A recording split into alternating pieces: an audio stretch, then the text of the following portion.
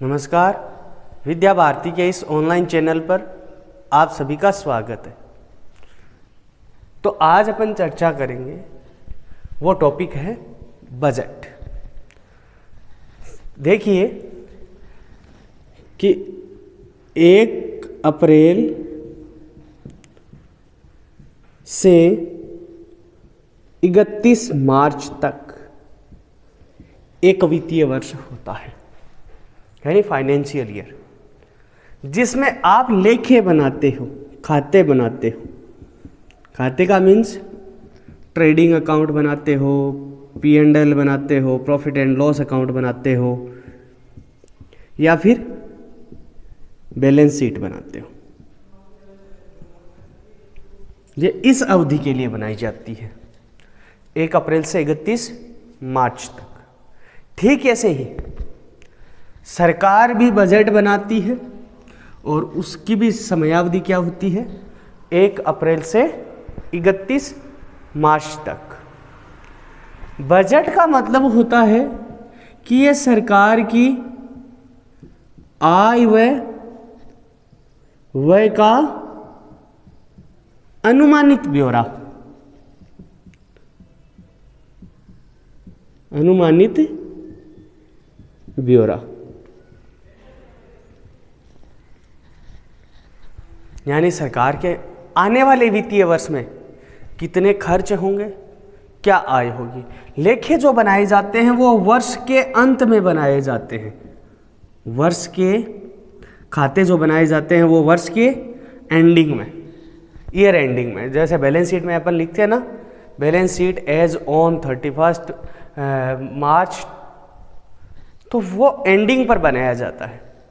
जबकि बजट है वो वर्ष के प्रारंभ में ही बनाया जाता है, यानी अनुमानित तो होता है कि आने वाले वर्ष में हमारी आय क्या होगी और हमारे व्यय कितने होंगे।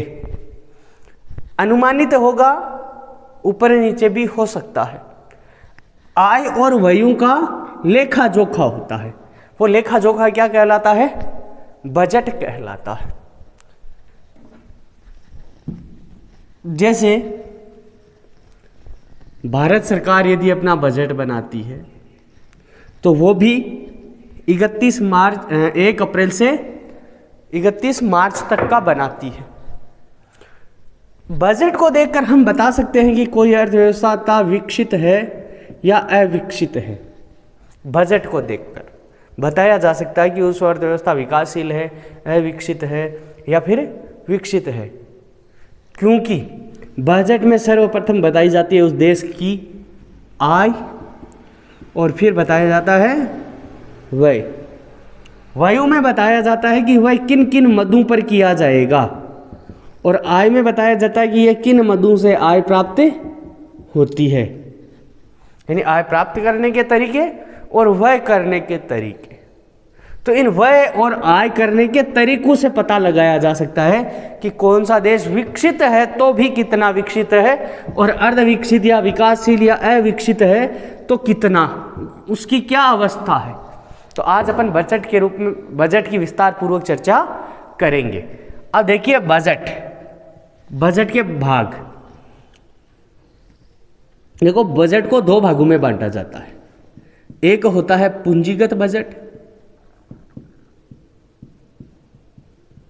पूंजीगत रेवेन्यू बजट,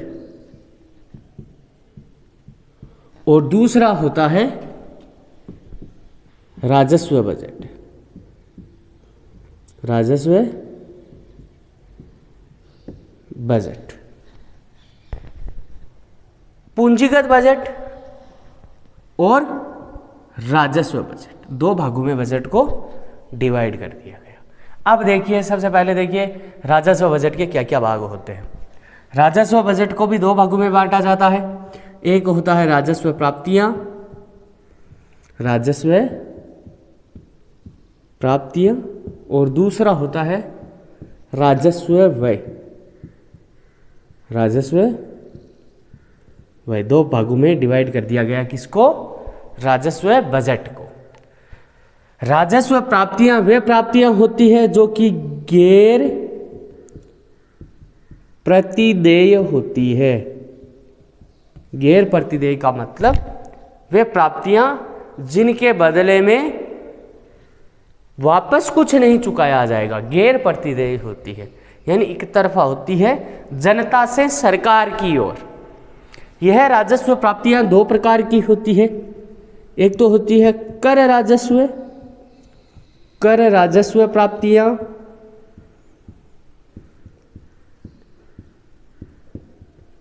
दूसरी होती है गैर कर राजस्व प्राप्तियां। तो राजस्व प्राप्तियां वे प्राप्तियां जो गैर प्रतिदेय होती है, अर्थात सरकार को बदले में कुछ नहीं देना पड़ेगा, एक तरफा होती है। और राजस्व प्राप्तियों को दो भागों में बांट दिया। कर राजस्व प्राप्तियां वे राजस्व प्राप्तियां जो कि करों के माध्यम से प्राप्त होती है। जैसे सरकार हमसे आयकर प्राप्त करती है, तो आयकर, या फिर अभी जो चल रहा है GST, goods and service tax, इनसे जो सरकार आय प्राप्त करती है उसको कौन से हेड में रखेंगे? कर राजस्व प्राप्तियों के मध्य में। उसके अलावा आता है गैर कर राजस्व, यानी कर के अलावा, जैसे जुर्माना, फीस आदि,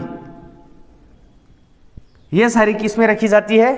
गैर कर राजस्व प्राप्तियों में। जुर्माना किसी भी प्रकार का यदि गवर्नमेंट किसी व्यक्ति पर जुर्माना लगाती है, जैसे पुलिस वाले चालान काटते हैं, या हॉस्पिटल की फीस वगैरह है, सरकारी हॉस्पिटल की फीस है, वो 10 रुपये की पर्ची करती हो, चाहे 20 रुपये की, या गवर्नमेंट स्कूल्स की फीस होती है, वो सारी किस में होती है?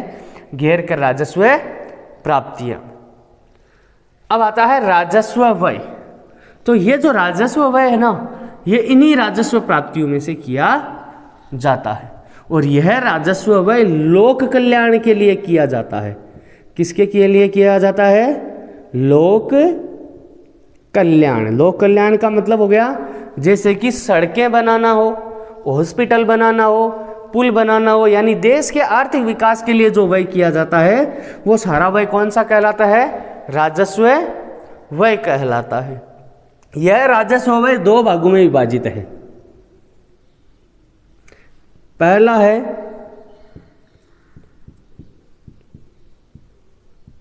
योजनागत राजस्व व्यय, और दूसरा है गैर योजनागत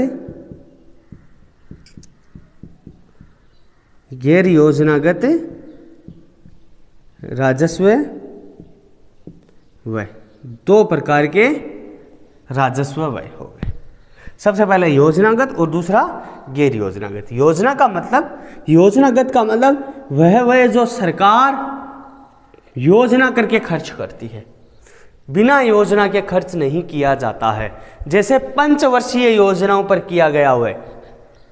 पंचवर्षीय योजनाओं में 5 वर्ष की योजनाएं होती है, और इसके तहत सरकार देश के आर्थिक विकास को बढ़ाने के लिए बजट में राशि निर्धारित करती है, और वो जो बजट की राशि होती है वो योजनागत राजस्व व्यय में रखी जाती है। जैसे सड़कें बनाना है, पुल बनाना है, वो सारे किस में हो जाएंगे?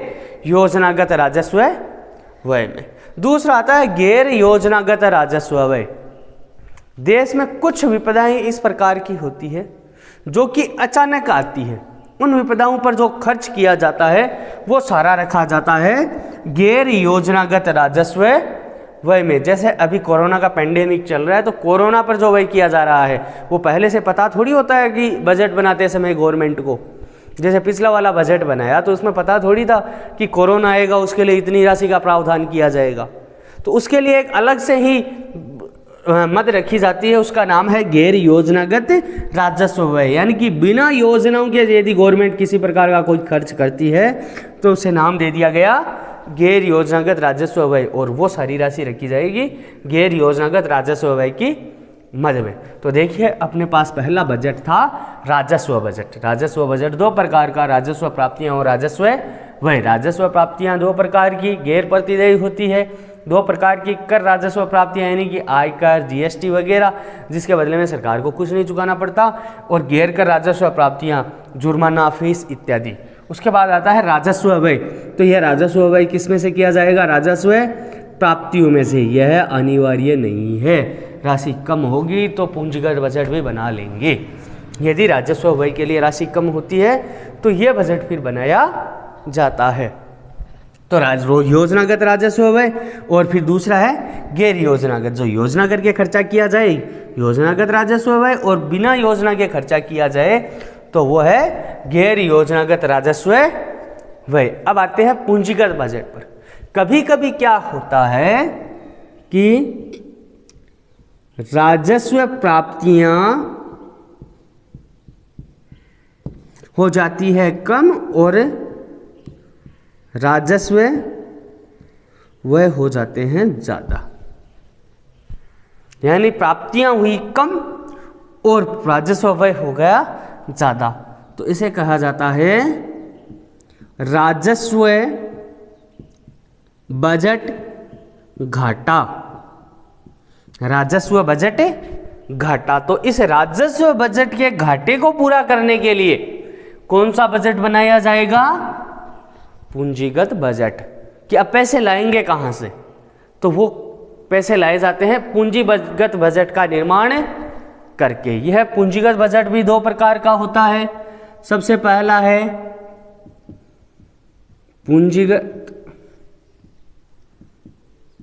पूंजीगत प्राप्तियां,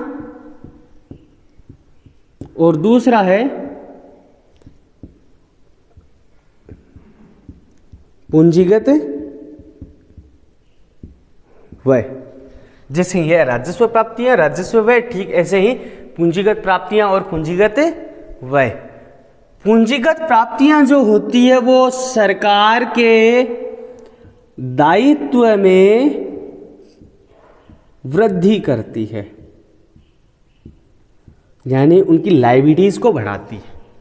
जैसे वर्ल्ड बैंक या आईएमएफ से ऋण लिया, से ऋण प्राप्त किया, तो घाटे को पूरा करना है तो घाटे को पूरा ऋण लेके किया जा सकता है। तो आईएमएफ से लिया हो चाहे वर्ल्ड बैंक से लिया हो, किसी से यदि ऋण लिया है या अन्य मित्र देशों से लिया है तो वो ऋण सरकार के दायित्व में क्या करेगी? वृद्धि करेगी। कैसे? उन्हें देना पड़ेगा मूलधन प्लस ब्याज।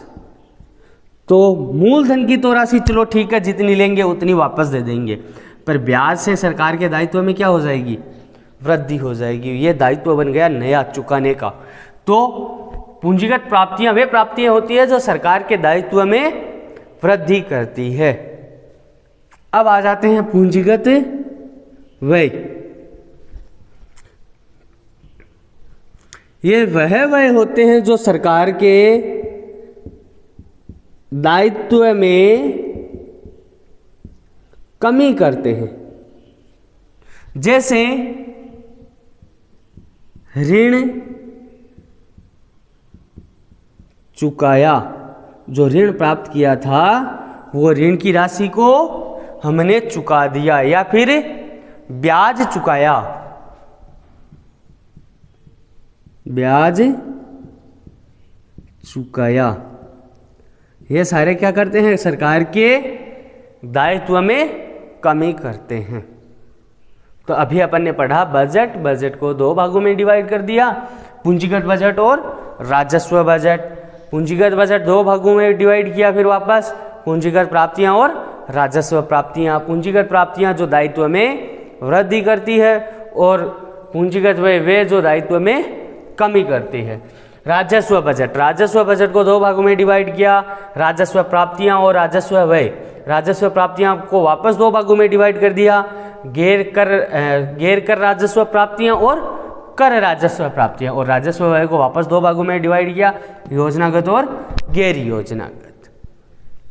अभी जो 2018 का बजट था उसमें इन राजस्व व्यय के दोनों भागों को बंद कर दिया गया, केवल राजस्व व्यय ही रखे गए थे। कौन सा? केवल राजस्व व्यय, उसमें योजनागत और गैर योजनागत वाला सिस्टम क्लोज कर दिया गया। पहले इस पूंजीगत व्यय में भी योजनागत पूंजीगत व्यय हुआ करता था और गैर योजनागत पूंजीगत व्यय भी हुआ करता था, परंतु इनको बहुत पहले हटा दिया गया और 2018 में इसको हटा दिया गया है। तो यह था आपका बजट। अब इसी के बारे में अपन बात करते हैं, बजट के बारे में ही।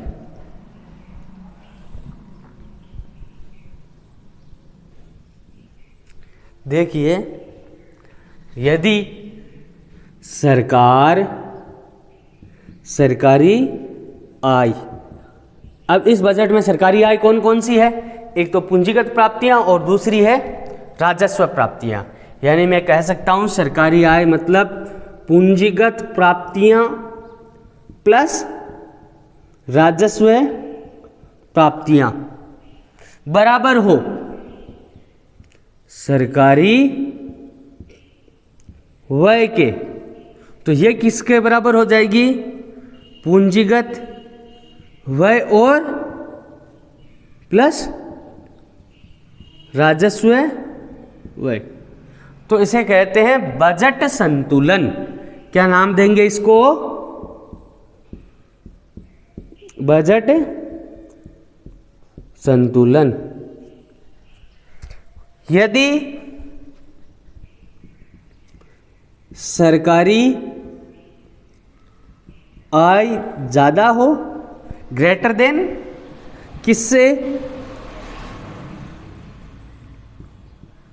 सरकारी व्यय से, तो इसे कहते हैं बजट आधिक्य। और उसके बाद आता है, यदि 3 नंबर कंडीशन क्या हो जाएगी? सरकारी आय government income less than government expenses, यानी सरकारी व्यय से यदि सरकारी आय कम हो जाए, व्यय ज़्यादा हो जाए, तो इसे बोला जाता है बजटीय घाटा या घाटे का बजट। ये 3 उदाहरण किससे संबंधित है? बजट के संतुलन, घाटे और आधिक्य से संबंधित है। तो ये था बजट। हालांकि देखो, बजट की एक रूपरेखा भी होती है, प्लस ये भी है कि बजट कब से बनना प्रारंभ हुआ, कब कब इसमें संशोधन हुए, परंतु हमारे सिलेबस में वो सारी चीज़ें जीके की या पुरानी चीज़ें वो नहीं है। हमारे सिलेबस में सीधा बजट ही है, तो अपन ने सीधा बजट के बारे में ही डिस्कस किया था। और आजकल देखिए, पहले रेल बजट और आम बजट दोनों अलग अलग पेश हुआ करते थे। तो रेल बजट को रेल मंत्री पेश किया करता था संसद में, और आम बजट को देश का वित्त मंत्री पेश किया करता था। परंतु पिछले 2 बजटों से रेल बजट और आम बजट दोनों का विलय कर दिया गया है। बजट को देश का वित्त मंत्री संसद में पेश करता है। हो सकता है कि वो फरवरी के प्रथम सप्ताह में भी पेश कर दें या फिर फरवरी के अंतिम सप्ताह में भी, जो कि स्टार्ट कहाँ से होगा? 1 अप्रैल से 31 मार्च तक, यानी फरवरी मार्च 1 महीने रहेगा और उसके बाद अप्रैल से वो एप्लीकेबल हो जाता है, जो नया बजट बना है वो। तो ये था बजट के बारे में कुछ बातें। मिलते हैं नेक्स्ट वीडियो में किसी दूसरे टॉपिक के साथ। Thank you.